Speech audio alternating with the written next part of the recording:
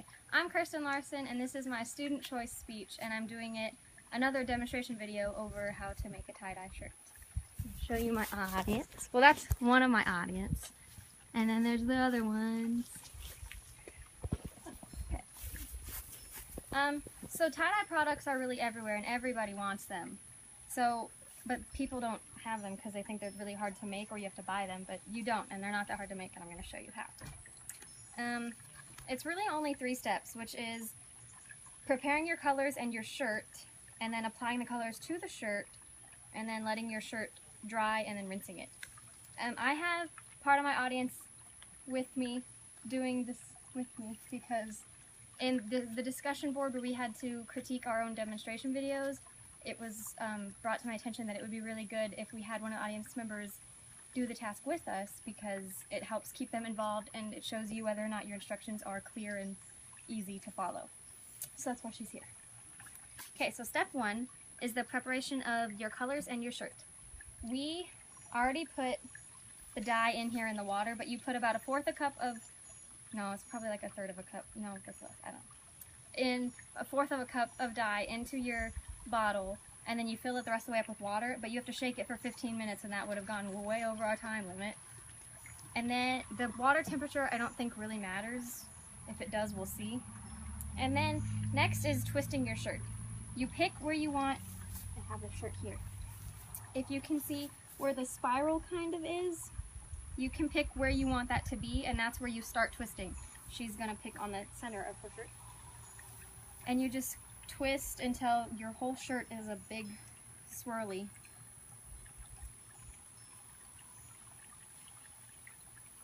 And then, do you want me to hold it, or do you want to do the rubber bands? And then you take 2 rubber bands and you put it on each side to make kind of like a cross to hold it together and keep it tight. So there's our shirt. I already did mine prior to. Yes. So next is to color the shirt.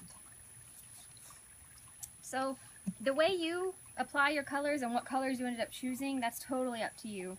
I personally, because the rubber bands make 4 sections, I do a color per section, but whatever color I want to use twice, I do like diagonally from each other, not right next to each other. So you can, I don't know how you want to do yours. And this might get messy. I should probably move those. And you just want to, you don't want to soak the shirt, like you don't want to overuse, but you want to make sure that you get it down into the white and make sure that there's not much white. You want to make sure it's in the creases, I'm sorry. And you don't want to see much white, unless that's what you want. Oh, I'm sorry. The water was in the way.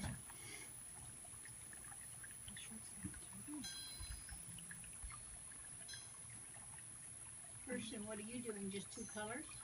No, I'm just getting my 2s out of the way. You know?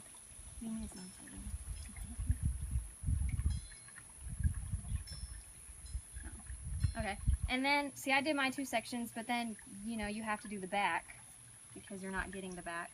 And just, you kind of want to, like, she's patting it down in there to make sure that you get it all in, because you just scrunched it into a bunch of creases.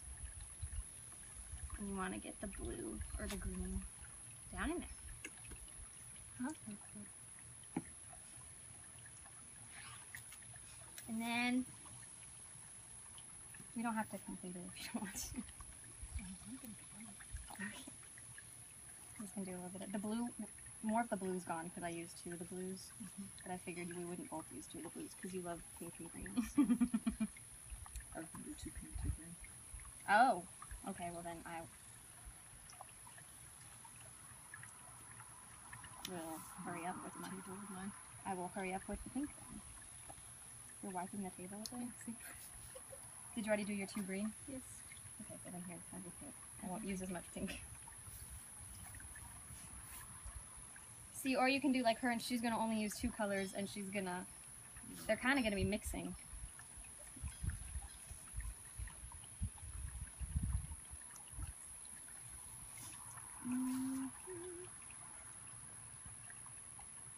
And my swirly way is not the only way to do it. There are many different types of ways to do it, but it's the way I know how. It's just all in the way you fold the shirt is how your shirt's going to end up looking. If you end up needing more green or something.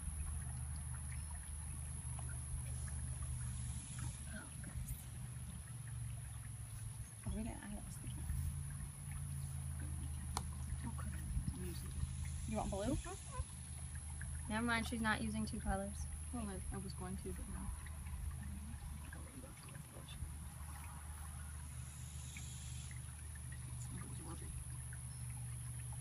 It looks kind of cool though. It looks like splatter.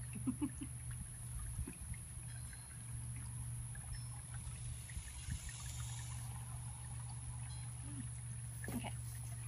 And now, after you do all of the coloring, you want to place your bag place your shirt into it. You can't put a bag in a shirt. So you put your shirt into your bag. You don't have to super seal it, but you might want to like get a little bit because it still needs to get some air. But because you need to let it sit for 6 to 8 hours to let the material actually soak up what it can of the dye. Because then you rinse it, but it's gonna bleed like crazy. But soaking, it's gonna stay. There's some is gonna stay, but it's always gonna come out. So when you wear the shirt for maybe the first 3 or 4 times, you're going to have to hand wash it, and after that, just play it by how much ink you're still seeing in the water when you wash it. And then you'll know when you can wash in the washing machine. So that's basically all there was. You just have to prepare your stuff and then color, and now you have to let it sit and rinse. And this is what it will look like. Well, those are a little different colors, and it's very faded, yes. So this is not what it will just look like. It will be the shirt will fade over time, but it's going to be really bright at the first couple of times. And now you can make your own tie-dye at home.